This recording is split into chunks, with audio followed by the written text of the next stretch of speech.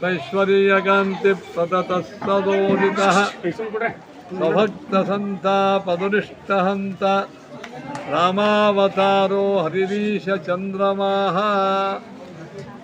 ಅಸ್ಮದ್ಗುರುಸಮಾರಂಭಾಂ ಟೀಕಾಕೃತ್ಪಾದಮಧ್ಯಮಾಂ ಶ್ರೀಮದಾಚಾರ್ಯಪರ್ಯಂತಾಂ ವಂದೇ ಗುರುಪರಂಪರಾಂ.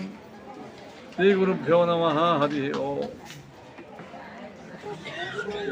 ರಾಮನವಮಿ ಅಂದರೆ ರಾಮದೇವರು ಪ್ರಾದುರ್ಭೂತರಾದ ದಿವಸ. ರಾಮದೇವರು ಪ್ರಾದುರ್ಭೂತರಾಗಬೇಕಾದರೆ ಕಾರಣ ಬೇಕಲ್ಲ, ಹಂಗೆ ಪ್ರಾದುರ್ಭೂತ ಹೆಂಗಾಗ್ತದೆ. ಸಹಿ ದೇವೈ ಉದೀರ್ಣಸ್ತನ್ ಜಜ್ಞೆ ವಿಷ್ಣು ಸನಾತನಃ ರಾವಣಸ್ಯ ವಧಾರ್ಥಿಭಿಃ. ರಾವಣನ ಸಂಹಾರವನ್ನು ಮಾಡುವ ಸಲುವಾಗಿ ರಾಮ ಹುಟ್ಟಿದ. ಇದಕ್ಕೆ ಭಾಗವತ್ ಹೇಳ್ತದ ಇಲ್ಲ. ರಾಮದೇವರ ಪ್ರಾದುರ್ಭಾವ ಅಷ್ಟೇ ಅಲ್ಲ, ರಾಮದೇವರ ಪ್ರಾದುರ್ಭಾವ ಆಗಲಿಕ್ಕೆ ಬರೀ ರಾವಣನ ವಧ ಅಷ್ಟೇ ಕಾರಣ ಅಲ್ಲ, ಮತ್ತೇನು ಕಾರಣ ಅಂತ ಕೇಳಿದರೆ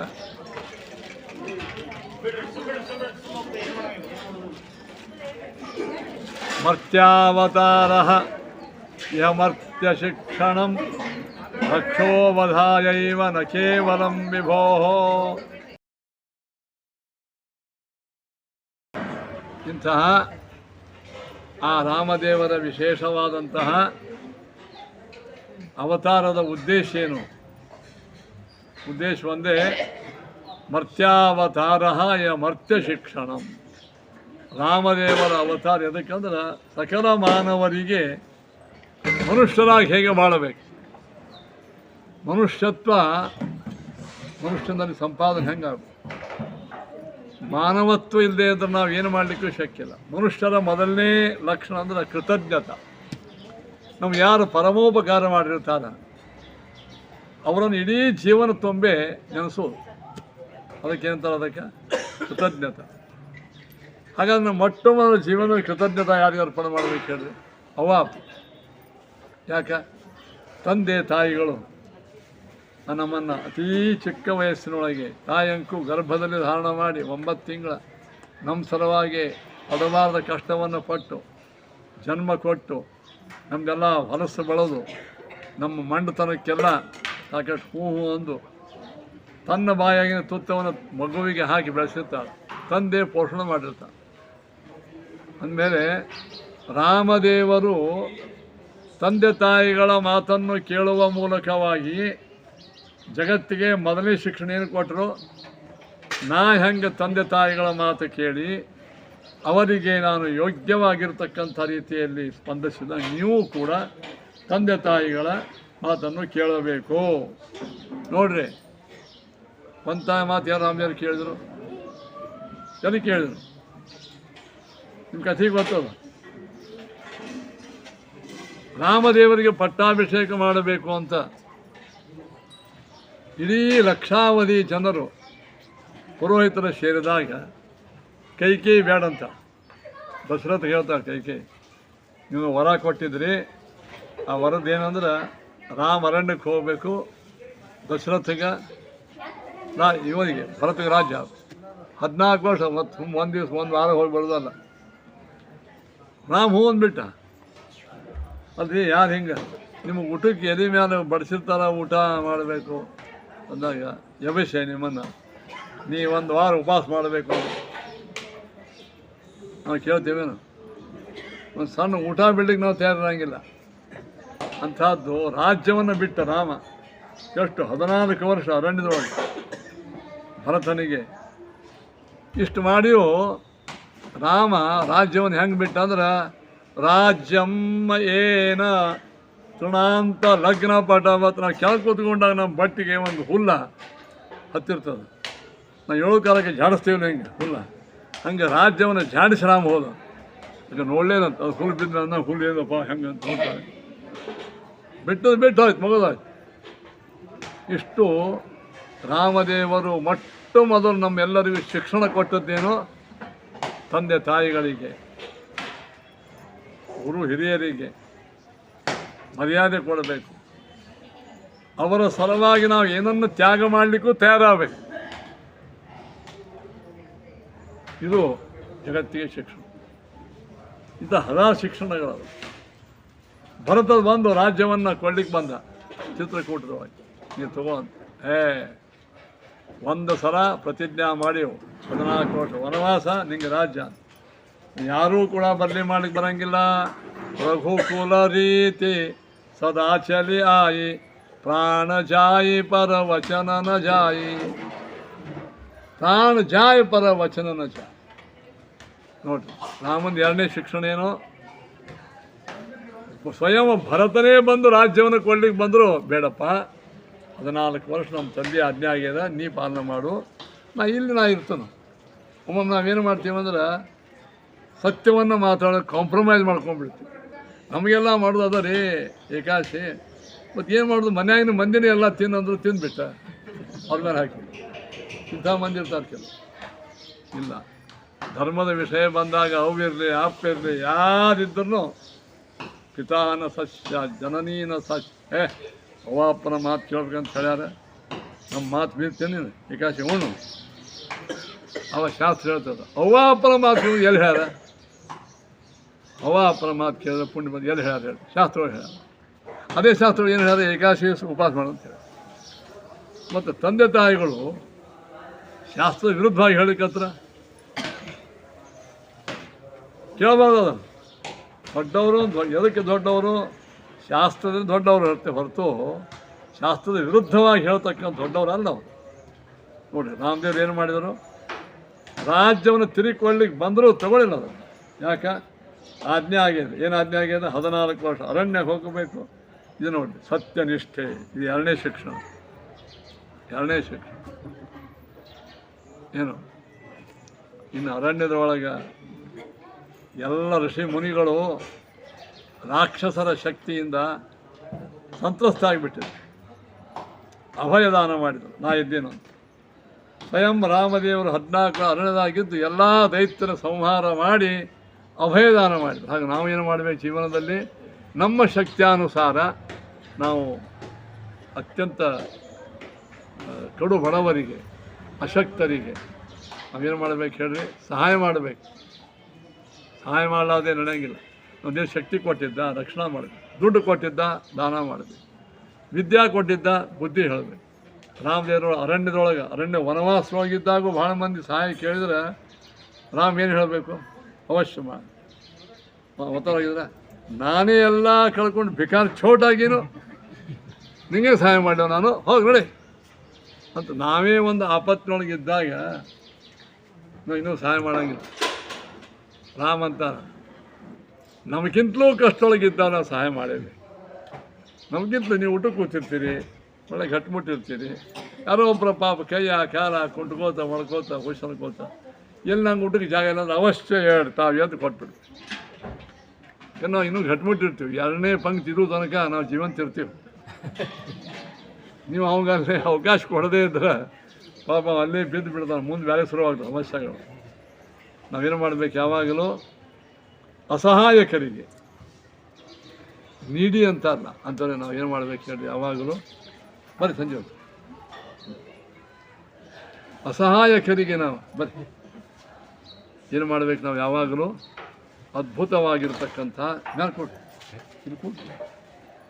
ಸಹಾಯವನ್ನು ಮಾಡಬೇಕು.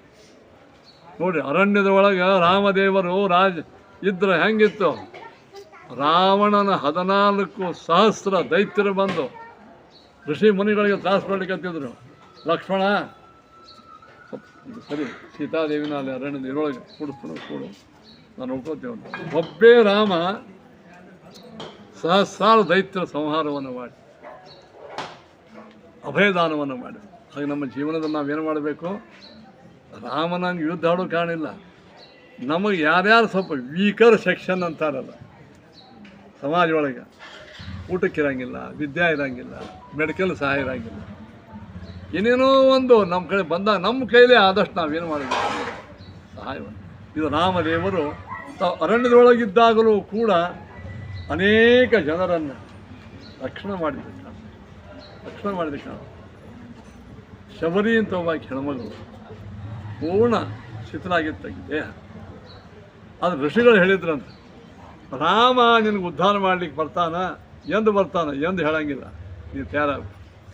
ಆ ಹೆಣ್ಮಗಳು ಒಂದು ದಿವಸ ಅಲ್ರಿ, 2 ದಿವಸ ಅಲ್ಲ, 1 ವಾರ ಅಲ್ಲ, 1 ತಿಂಗಳಲ್ಲ, ವರ್ಷಾನುಗಟ್ಟಲೆ ದಿನಾಲೂ ರಾಮನ ಹರಿಕಾಯ್ತಿದ್ದೆ. ಹೆಂಗೆ ಇವತ್ತು ರಾಮ ಬರ್ತಾನಂತ ಏನು ಮಾಡ್ಬೇಕಾ? ಮುದುಕಿ ಪಾಪ ಮನೆ ಮುಂದೆಲ್ಲ ಕಸ ಹೊಡಿಬೇಕು, ತಳಿ ರಂಗೋಲಿ ಹಾಕಬೇಕು, ತೊಳ್ಳ ಕಟ್ಟಬೇಕು, ಕುಂಭ ಇಡಬೇಕು, ರಾಮನ ಹರಿಕೆ ಹಾಕ್ಬೋದು. ಸಂಜೆ ತನಕ ಕಾಯ್ದು ಹಾಗೆ, ಸಂಜೆ ತನಕ ದಿನಾಲು ರಾಮ ಪೂಜಾಕ್ಕೆ ಹೂವು ಹಣ್ಣು ತರಬೇಕು.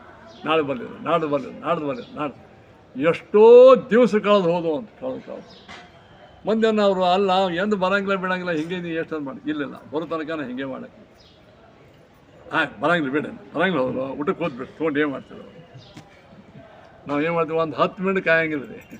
ನಮ್ಮಲ್ಲಿ ಸಹನ ಗುಣ ಇರೋಂಗಿಲ್ಲ, ಸಾಧು ಗುಣ ಇರೋಂಗಿಲ್ಲ. ಇರಬೇಕು ದೇವರ ಸಲುವಾಗಿ, ಗುರುಗಳ ಸಲುವಾಗಿ, ಜ್ಞಾನಿಗಳ ಸಲುವಾಗಿ. ಸೊ ಕಷ್ಟ ಆದರೂ ಅಡ್ಡಿ ಇಲ್ಲ, ನಾವು ಕಾಯಬೇಕು.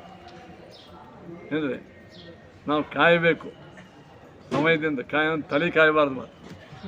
ಏನ್ರಿ, ಕೆಲವು ಮಂದಿ ತಲೆ ಕಾಯಿಸೋತಾರೆ ಭಾಳ, ಯಾಕೆ ಬರಲಿಲ್ಲ ಅಂತ. ಹಂಗಲ್ಲ, ಸ್ವಲ್ಪ ಸಮಯ ಕಾಯಬೇಕು. ಸಹನ ಗುಣ ಅಂತಾರೆ ನೋಡ್ರಿ, ರಾಮದೇವ್ರನ್ನ ಕರಿಬೇಕು.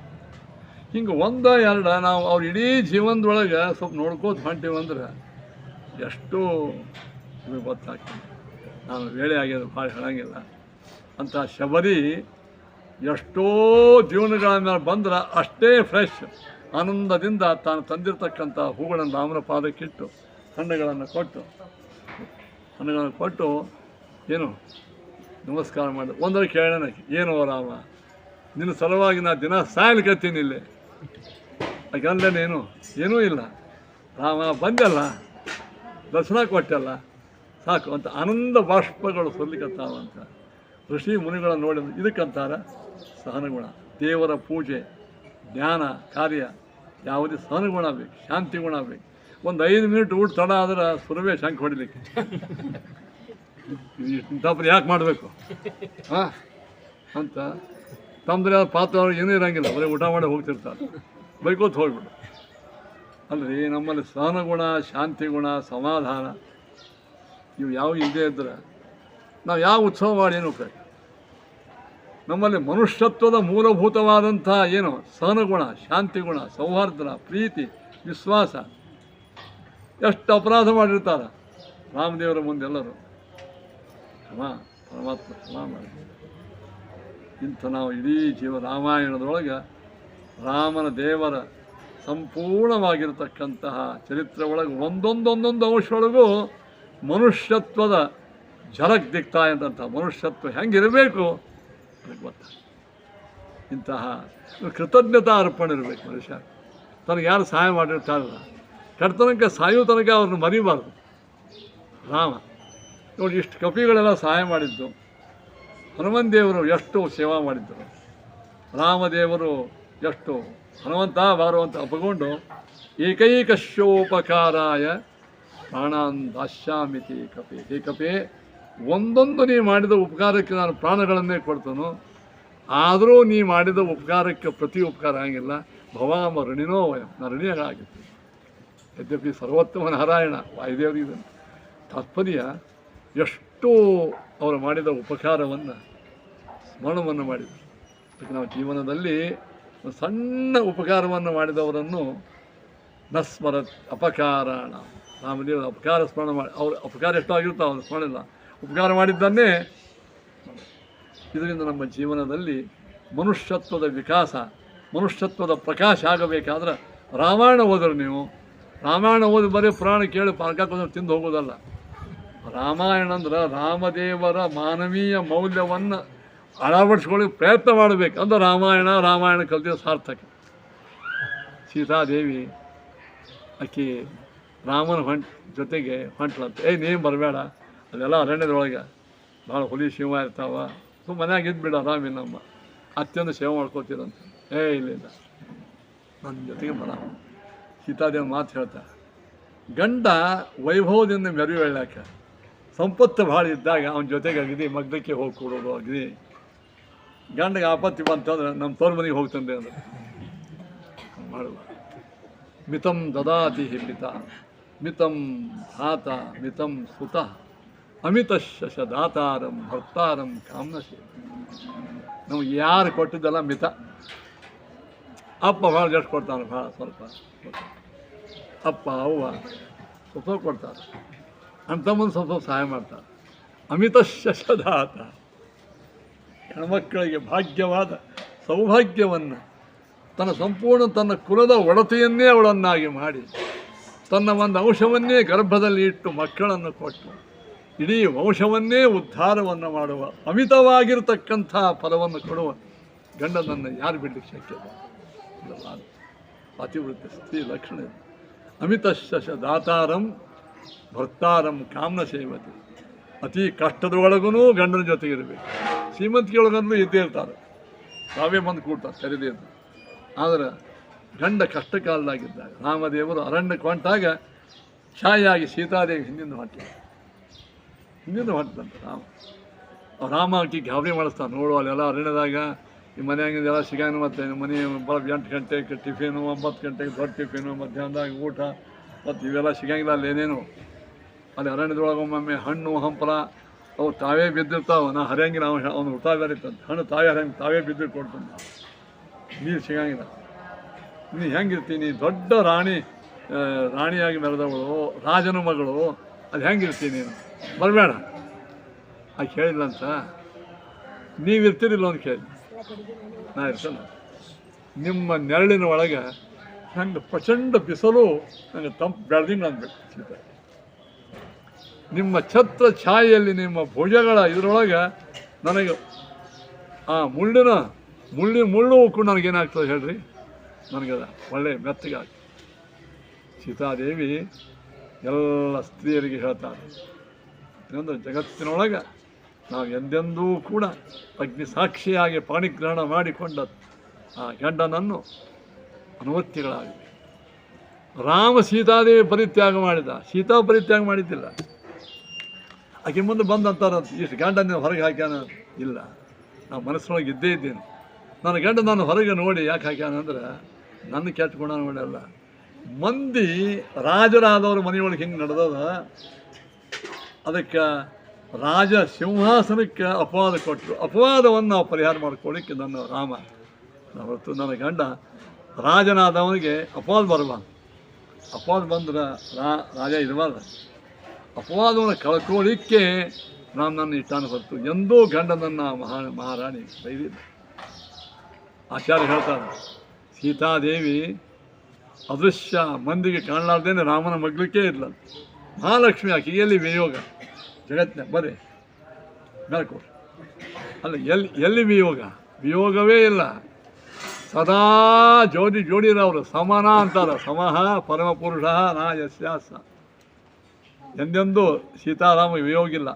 ಜಗತ್ತಿಗೆ ತೋರಿಸುವ ಸಲುವಾಗಿ ರಾಜ್ಯದ ಒಂದು ವ್ಯವಸ್ಥೆ ಅಪವಾದವನ್ನು ಪರಿಹಾರ ಮಾಡಲಿಕ್ಕೆ ರಾಮ ಹೀಗೆ ಮಾಡಿದ್ದೇವೆ. ಈ ಒಂದೇ ಎರಡೇ ಮರ್ತ್ಯಾವತಾರ ಮರ್ತ್ಯ ಶಿಕ್ಷಣ. ಎಲ್ಲ ಜನರಿಗೆ ಮಾನವರು ಹೆಂಗೆ ಇರಬೇಕು ಇದನ್ನು ಈ ಮರ್ತ್ಯ ಶಿಕ್ಷಣದ ನೋಡ್ರಿ.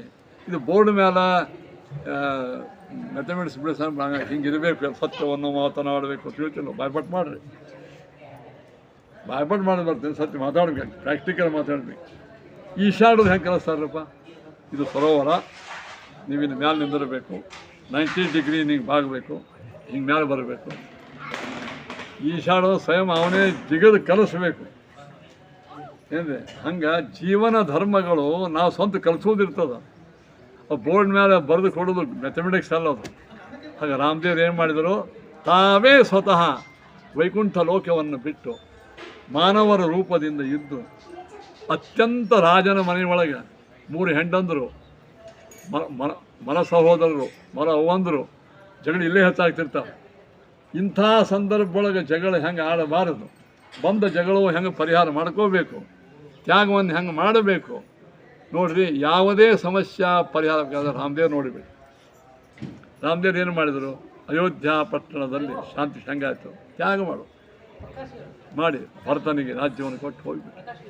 ಹಾಗೆ ಜಗತ್ತಿನೊಳಗೆ 99% ಎಲ್ಲ ಸಮಸ್ಯೆ ಹೆಂಗೆ ಹೋಗ್ತಾವೆ? ನಮ್ಮ ತ್ಯಾಗ ನಮ್ಮ ಅತ್ಯಂತ ಶ್ರೇಷ್ಠವಾಗಿರತಕ್ಕಂತಹ ನಮ್ಮ ಸನ್ನಡತೆ, ಸದಾಚಾರ ಸಂಪನ್ನತನ, ಸತ್ಯ ಮಾತಾಡೋದು, ಸತ್ಯವಾಗಿ ನಡೆಯೋದು, ಸಮಾಧಾನ, ಕ್ಷಮಾಗುಣ, ಶಾಂತಿ, ಸೌಹಾರ್ದ, ಪ್ರೀತಿ, ವಿಶ್ವಾಸ ಇವುಗಳ ಸಾಕಾರ ಮೂರ್ತಿ ರಾಮ ಹೊರತು ಎಲ್ಲಿ ದ್ವೇಷ, ಅಸೂಯ, ಈರ್ಷ ಅನ್ನೊಂದು ಕೈ ನೋಡ್ತಂತ ತೋಳು ಜಾಡಿಸೋದು ಅವೆಲ್ಲ ರಾವಣನ ಸಿದ್ಧಾಂತ, ರಾಮಂದಲ್ಲ. ರಿವೆಂಜ್ ನೇಚರ್ ಅಂತ. ರಿವೆಂಜ್ ಅಂದ್ರೆ ಶೇಡಿಗೆ ಶೇಡು, ಇದು ರಾಮ ಎಂದೂ ಮಾಡಿ. ರಾಮನ ಭಕ್ತರಾದವರು ಸೇಡಿಗೆ ಸೇವೆ ಎಂದೂ ಮಾಡಬಾರ್ದು. ಕ್ಷತ್ರಿಯರಾಗಿರ್ತಕ್ಕಂಥ ಸೈನಿಕರು ಯುದ್ಧ ಆಡ್ತಿರ್ತಾರೆ. ನಾವು ಧಾರ್ಮಿಕ ಜೀವನವನ್ನು ಮಾಡುವ ಜೀವನದೊಳಗೆ ಎಲ್ಲ ಕಡೆಗೆ ಶಾಂತಿ, ಸಮಾಧಾನ, ಸೌಹಾರ್ದ ಇದು ಇದ್ದರೆ ಮಾತ್ರ ಅವರು ರಾಮನ ಭಕ್ತರಾದಕ್ಕೆ ಯೋಗ್ಯರು ಎಂಬುವಂಥದ್ದನ್ನು ರಾಮಾಯಣ ಹೇಳ್ತದೆ. ಇಂಥ ರಾಮದೇವರಿಗಾಗಿ ಪುತ್ರಕಾಮೇಷ್ಟಿ ಯಜ್ಞ ಮಾಡ್ತಾರೆ. ನೋಡಿರಿ, ನಾವು ರಾಮಾಯಣ ಮೊದಲು ಹೇಳಿ ಯಾಕೆ ಜನ್ಮ ಹೇಳ್ಕೊತೀನಿ ಅಂದ್ರೆ ಇದು ಜನ್ಮೋತ್ಸವ. ಇಂಥ ಮಾನವೀಯ ಮೌಲ್ಯಗಳನ್ನು ಎತ್ತಿಡುವ ಸಲುವಾಗಿ ರಾಮನ ಅವತಾರ ಆಗಬೇಕು. ಆ ರಾಮನ ಅವತಾರಕ್ಕಾಗಿ ದಶರಥ ರಾಜ ಯಜ್ಞ ಮಾಡಿದ.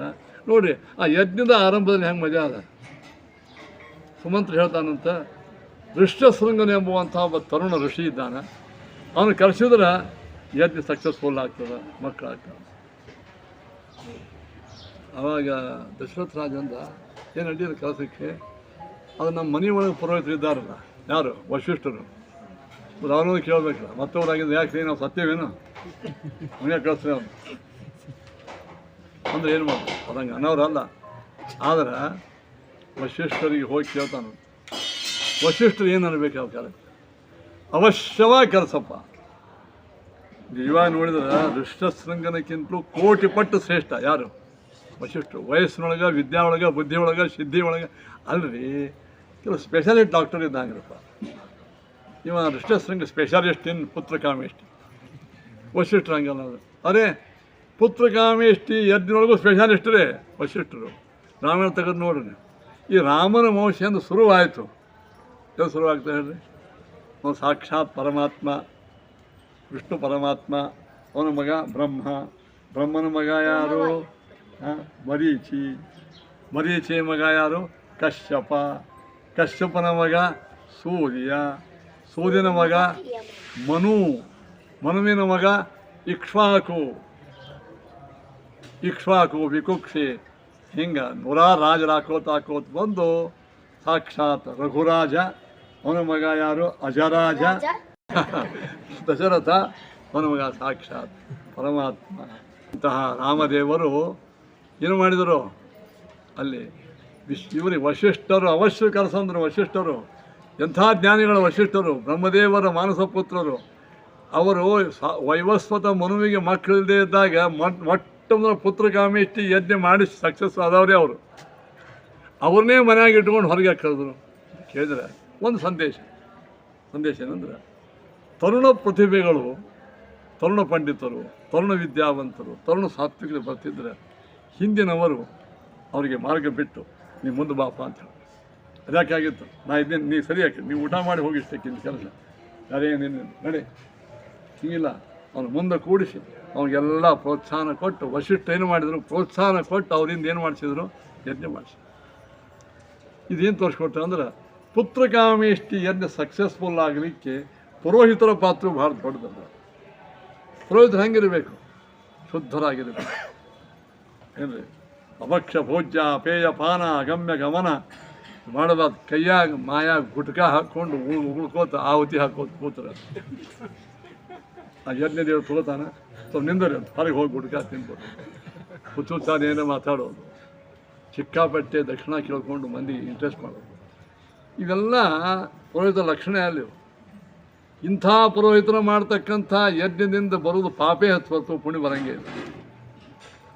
ಮೊದಲನೇದ್ದು ಪುರೋಹಿತ ಹೆಂಗಿರಬೇಕು? ಆಚರಣಶೀಲನಾಗಿರಬೇಕು. ತ್ರಿಕಾಲ ಸಂಧ್ಯಾವಂದನ, ಸ್ನಾನ, ಜಪ, ತಪ, ಅನುಷ್ಠಾನ, ಏಕಾದಶಾದಿ ವ್ರತಗಳು, ಸಾರಿಗ್ರಾಮ ತೀರ್ಥದ ನಿಯಮ. ಯಾವಾಗಲೂ ಹೊರಗೆ ಒಂದು ಹನಿ ನೀರು ಕುಡಿಬಾರ್ದು, ಮನೆಯೊಳಗೆ ಕುಡಿಲಾರದೆ ಇರಬಾರ್ದು. ಮತ್ತು ಎಲ್ಲ ಕಟ್ಕೊಂಡು ಮತ್ತೆ ಏನು ತಿನ್ನಬೇಕು. ಆದರೆ ಇದೆಲ್ಲ ಮಾಡಿ ಇಷ್ಟು ಆಚರಣಶೀಲರಾಗಬೇಕು.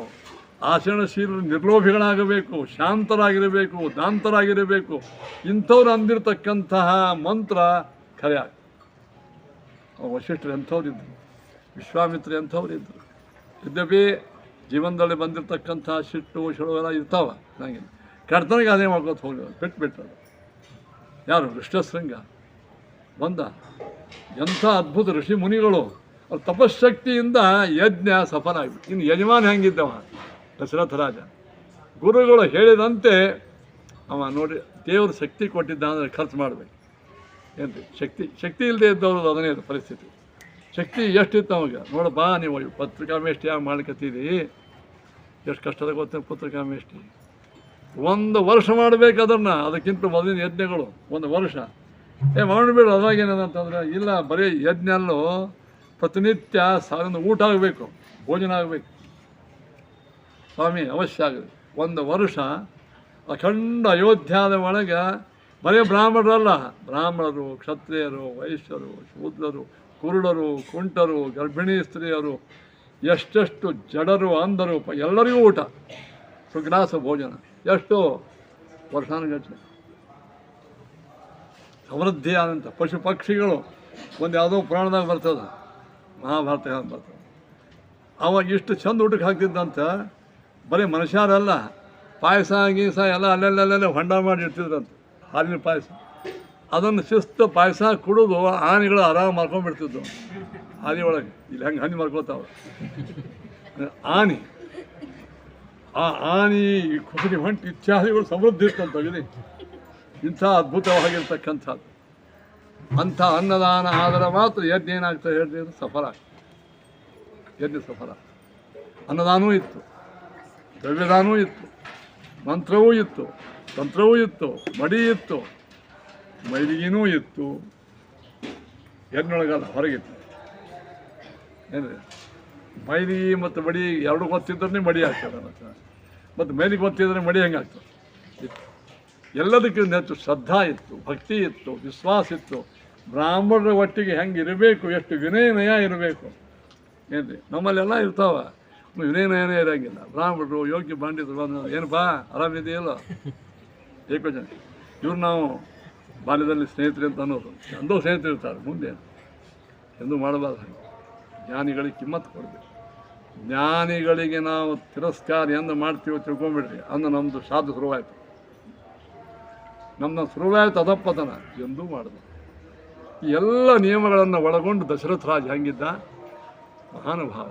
ಯಜಮಾನ ಉತ್ತಮ, ಪುರೋಹಿತರು ಉತ್ತಮರು, ಪ್ರಜೆಗಳ ಸ್ವಂತ. ಇದೆಲ್ಲ ಆದಾಗ ಅದ್ಭುತ ಯಜ್ಞ ಶುರುವಾಯ್ತರಪ್ಪ. ಪುತ್ರಕಾಮೇಷ್ಟಿ ಯಜ್ಞ ಶುರುವಾಯಿತು, ಪೂರ್ಣಾಹುತಿ ಆಯಿತು. ಅದ್ಭುತವಾದಂಥ ಬಂಗಾರದ ವೇದಿಕೆ. ಅಲ್ಲಿ ಏನಾಗಬೇಕು, ತಥೋ ವೈ ಯಜಮಾನಸ್ಯ ಪಾವಕ ತತುಲ ಪ್ರಭಂ ಪ್ರಾದುರ್ಭೂತಂ ಮಹಾಭೂತಂ. ಅದ್ಭುತವಾದಂಥ ಒಬ್ಬ ದೇವತಾ ಬಂದ, ಕಿರೀಟ ಕುಂಡಲ ಹಾಕ್ಕೊಂಡು. ಯಜ್ಞದ ಒಳಗಿಂದೆ ಜ್ವರ ಒಳಗೆ ಹೆಂಗಿದ್ದವ, ದಿವ್ಯ ಪಾಯಸ ಸಂಯುಕ್ತ, ಅದ್ಭುತ ಬಂಗಾರದ ಭಾಂಡಿ. ಅದರೊಳಗೆ ಪಾಯಸ ಇತ್ತಂತ. ಪಾಯಸ ಯಾರು ಮಾಡಿದ್ರು? ದೇವನಿರ್ಮಿತ, ದೇವತೆ ನಿರ್ಮಾಣ ಮಾಡಿದ್ದ ಪಾಯಸ. ಬ್ರಹ್ಮದೇವರು ಕಳಿಸಿದ್ರಂತ ಪಾಯಸ. ಅದೇನು ಮಾಡಿದ, ಇದಂತೂ ನರಶಾರ್ದೋಲ ಪಾಯಸಂ ದೇವನಿರ್ಮಿತಂ. ನರಶಾರ್ದೋಲ, ದಶರಥರಾಜನೇ ಯಜಮಾನಪ್ಪ ನೀನು, ಈ ದೇವತೆಯು ನಿರ್ಮಾಣ ಮಾಡಿದ ಅದ್ಭುತವಾದಂತಹ ಈ ಪಾಯಸವನ್ನು ಗ್ರಹಣ ಸ್ವೀಕಾರ ಮಾಡು, ನಿನ್ನ ಪತ್ನಿಯರಿಗೆ ಕೊಡು. ಈ ಪಾಯಸ ಎಂಥದ್ದು, ಧನ್ಯಂ ಆರೋಗ್ಯವರ್ಧನಂ. ಧನ್ಯ, ಪವಿತ್ರವಾಗಿ ಇದನ್ನು ತೊಗೊಂಡ್ಬಿಟ್ರೆ ಕೆಲಸ ಹಾಗೇ ಬಿಡ್ತದೆ, ಆರೋಗ್ಯವನ್ನು ಬೆಳೆಸ್ತದೆ. ಕೆಲವು ಪಾಯಸ ತಿಂದು ಶುಗರ್ ಏರ್ತಿರ್ತದೆ. ಶುಗರ್ ಸ್ವಲ್ಪ ಧನ್ಯಂ ಆರೋಗ್ಯವರ್ಧನಂ, ಆರೋಗ್ಯವನ್ನು ಬೆಳೆಸ್ತಕ್ಕಂಥದ್ದು. ಪ್ರಜಾಕರ ಗ್ರಹಣತ್ವಂ, ಅತ್ಯುತ್ತಮ ಸಂತಾನವನ್ನು ಕೊಡೋ ಪಾಯಸಪ್ಪ ಇದು, ಸ್ವೀಕಾರ ಮಾಡೋ ಅಂತ ದೇವತೆಗಳು ಬಂದು ಹೇಳಿದ್ರಂತ. ಅದನ್ನು ವಶಿಷ್ಠರ ಆಜ್ಞೆಯಿಂದ ಪಾಯಸ ತೊಗೊಂಡು ವಶಿಷ್ಠರ ಆಜ್ಞೆಯಿಂದ ಹೆಂಡತಿಗೆ ಕೌಸಲ್ಯಾದೇವಿಗೆ ಅದರ ಅರ್ಧ ಕೊಟ್ಟು, ಇನ್ನು ಅರ್ಧ ಮಾಡಿ ಒಂದು ಗಿರ್ದಾ ಭಾಗವನ್ನು ಈ ಕೈ ಕೊಟ್ಟು, ಆಮೇಲೆ ಇನ್ನು 2 ಭಾಗವನ್ನು ಸುಮಿತ್ರಾ ಕೊಟ್ಟ. ಅಂತೂ 4 ಭಾಗ ಮಾಡಿದರು. ಮುಖ್ಯ ಭಾಗ ರಾಮದೇವರಿಗೆ, ಕೌಸಲ್ಯಾಗ. ಆ ಕೌಸಲ್ಯಾದೇವಿಯೇ ಚೈತ್ರ ಶುದ್ಧ ಈ ನವಮಿ ದಿವಸ ಮಧ್ಯಾಹ್ನ ಇದರೊಳಗೆ ಉತ್ತಮ ಗ್ರಹಗಳು ಇದ್ದಾಗ ಅಲ್ಲಿ ಪರಮಾತ್ಮ ಕೌಸಲ್ಯಾದೇವಿಯಿಂದ ಪ್ರಾದುರ್ಭೂತನಾದ. ಅನಂತರ ಲಕ್ಷ್ಮಣ, ಅನಂತರ ಭರತ, ಶತ್ರುಘ್ನ ಇರ್ತಾರೆ. ಇಡೀ ಪುಷ್ಪವೃಷ್ಟಿ ಆಗ್ತದಂತೆ. ಸಾಕ್ಷಾತ್ ನಾರಾಯಣನೇ ಸಾಕ್ಷಾತ್ ರೂಪದಿಂದ ಬಂದಿರತಕ್ಕಂಥ ರಾಮರೂಪ.